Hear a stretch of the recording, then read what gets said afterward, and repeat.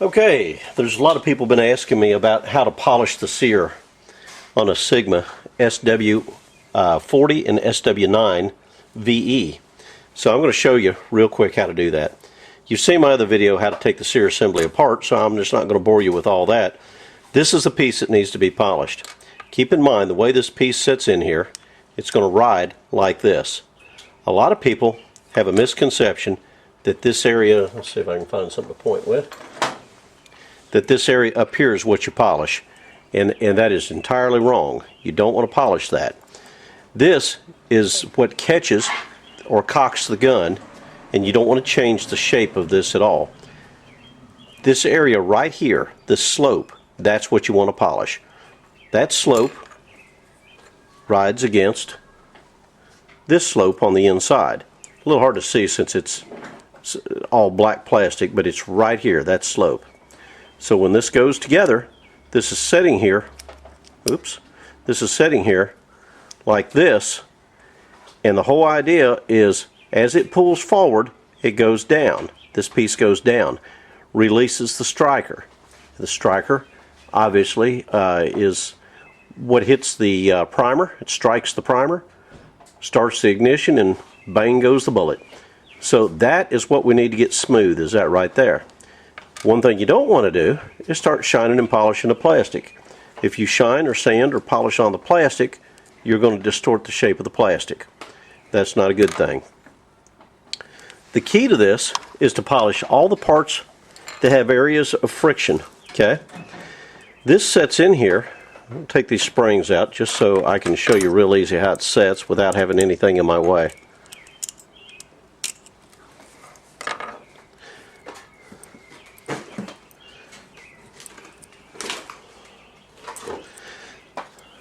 This sits in here like this and travels this direction, up and down. Okay?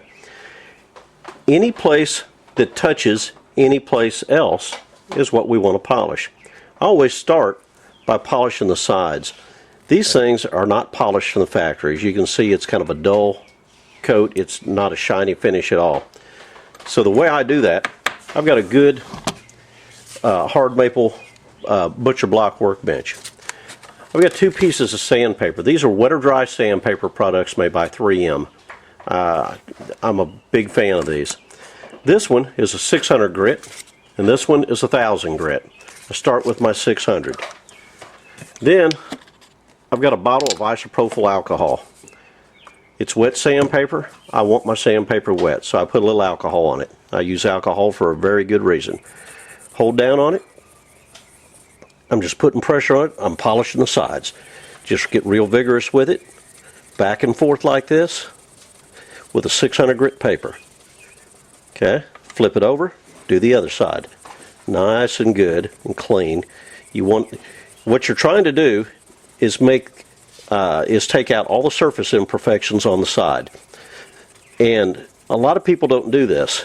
I may be the only one that I've ever seen do this, but I'll tell you what it does. It makes a big difference in the way that trigger is going to feel for you as far as getting the grit out of it. Okay, so I start out with a 600 like that, and then I go to the 1000 grit paper, a little rubbing alcohol,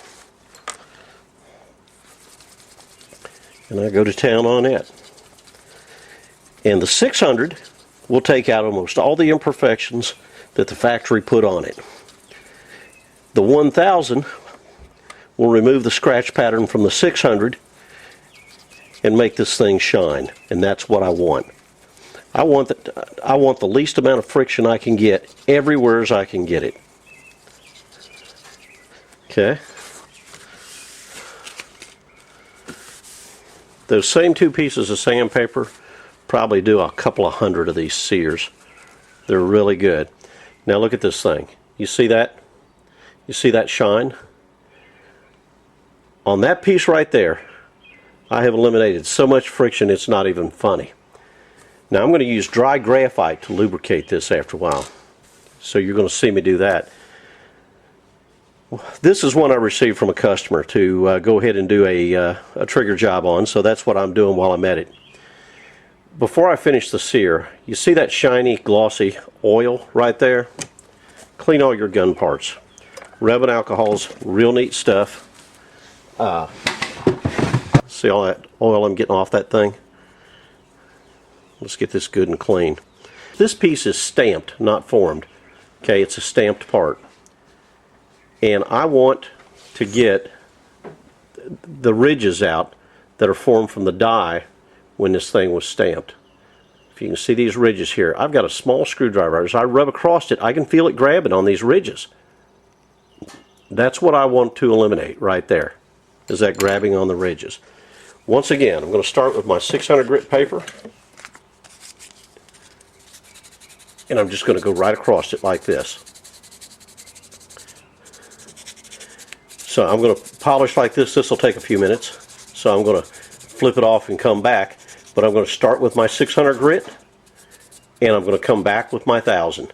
I'm not going to go up here. I'm not interested in that up there. That serves a very good function. I need to leave that alone. If I change the shape of that right there, the gun can take off and fire a lot quicker than I want it to sometimes. That's a critical area. You need to leave it alone. Stay down here where the slide is. Remember, we're trying to reduce friction. We're not trying to change the shape of this.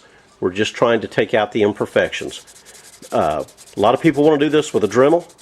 You hook up a Dremel and go at this, you're going to change the shape of it. Once you change the shape, you don't have that good flat surface across there meeting that good flat surface inside of the sear assembly. And once you change the shape, right now I got a flat surface against a flat surface. This one's stamped flat, and this one is molded flat. With two flat surfaces against each other, if I can get those ridges out of there, put a little dry graphite in it to lubricate it, I will reduce the coefficient of friction like you won't believe. Now, if I take and hit this with a Dremel and change the shape of it, now I'm not going smooth all the way across. I've got less friction because I'll have less contact surface area, but I'll also have more wear on my plastic sear assembly over time. And I've seen some people hit them with a Dremel and they'll send them to me and ask me if I can straighten them out, and you just can't. If it gets peaked from one side to the next, coming sideways like grossly exaggerated, but like my screwdriver says right here, then the high side is going to start cutting into that sear assembly housing, and you're going to have a mess. Stay away from the Dremels. So hold on, let me get to polishing on this and I'll be right back with you and show you what it looks like. Okay, just finished up. Let's see what it looks like. Get everything shined up nice and neat. I love using alcohol because it removes all the grit and the oil, and that's your enemy right here. So we want to make sure we don't do that. Okay, there's a side shot. You can see this thing's like a flipping mirror now.